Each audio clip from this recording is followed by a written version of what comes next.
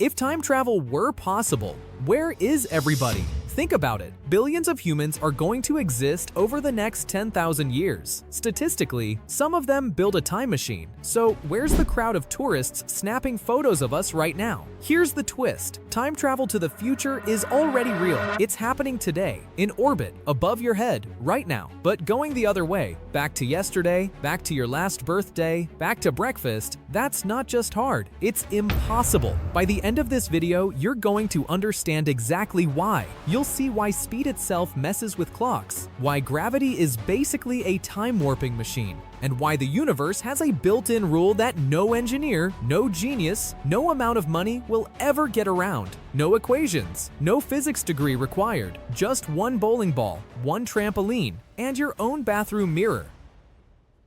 Okay. Forget everything you think you know about time. Time is not a steady drumbeat ticking the same way for everyone, everywhere. That feeling you have, that a second is a second, no matter who's counting it, that's an illusion, a really convincing one. Picture two friends. One stays home on the couch, the other hops on a plane and flies around the world. When they meet back up, their watches don't match. Not by much, a few billionths of a second, but they're different. The traveler's clock ticked slightly slower. Why? Because speed doesn't just move you through space. It borrows time to do it. The faster you move through space, the slower you move through time. It's like a budget. You've got a fixed amount of movement to spend every second, and you're always spending it on something. Space or time, or a mix of both. Sit still and you spend it all on time. You age normally. Speed up and you start spending that budget on space instead, and time slows down for you, just a little. Now stretch that idea to its extreme. What if you didn't fly around the world? What if you flew around the galaxy at 99.9% the speed of light? Here's where it gets wild. You wouldn't notice anything strange. You'd sip your coffee, read a book, land the ship. Completely normal. But step outside and everyone you knew is gone. Not dead of old age, buried by centuries. You spent almost your entire movement budget on space. Time for you barely moved at all. That's real time travel. Into the future. One way, no return trip. So why can't you just turn the ship around and fly back to before you left? Because speed only pushes you forward, never backward. And here's the real wall, the cosmic speed limit. Light speed isn't just really fast. It's the maximum speed anything with mass could ever reach. Even in theory, push a spaceship harder and harder toward it, and it takes more and more energy for smaller and smaller gains, until you'd need infinite fuel just to touch it. Going faster than light, the one thing that could theoretically let you outrun time itself, isn't a technology problem, it's a math problem baked into reality. Even black holes, the most extreme objects in the universe, where gravity is so strong it slows time to a crawl near the edge, don't offer a backdoor. Fall in and you're not rewinding the clock. You're just watching everyone else's clock speed up from the outside, right before the black hole erases any chance of you telling anyone about it.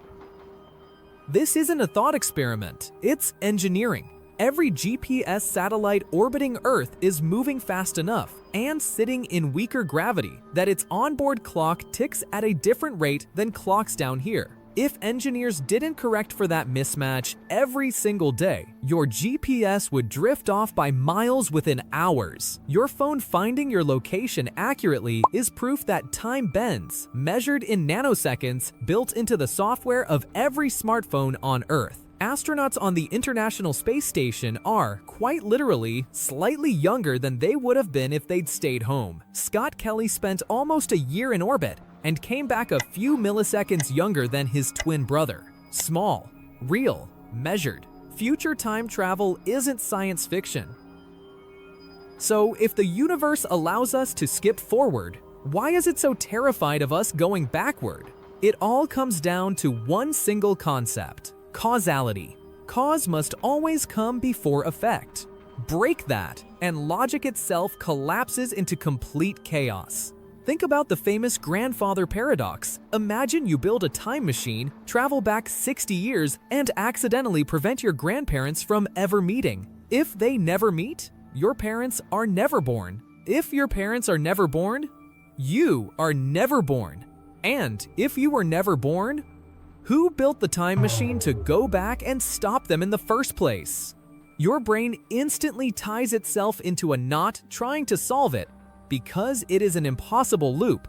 Reality cannot exist where you are simultaneously born and not born. Some theoretical physicists proposed crazy workarounds. Stephen Hawking suggested the chronology protection conjecture, the idea that the laws of physics will literally conspire to destroy any time machine the exact millisecond it turns on just to keep the timeline safe. Other quantum scientists argue for parallel timelines. If you go back and change the past, you don't change your history. You just branch off into a completely separate universe where you never existed, leaving your original timeline untouched. Either way, you never get to fix your own past. The universe protects itself from logic errors, like a cosmic computer system refusing to divide by zero. Forward travel is just moving through space and time at different speeds. Backward travel is an illegal operation that crashes the program of reality.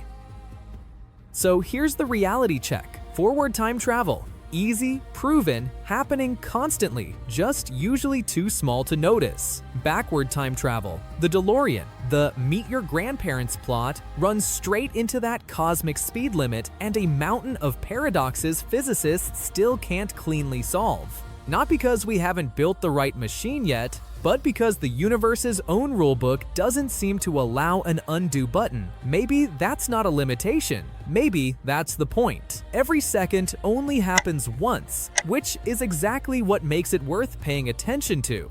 See you at the next horizon.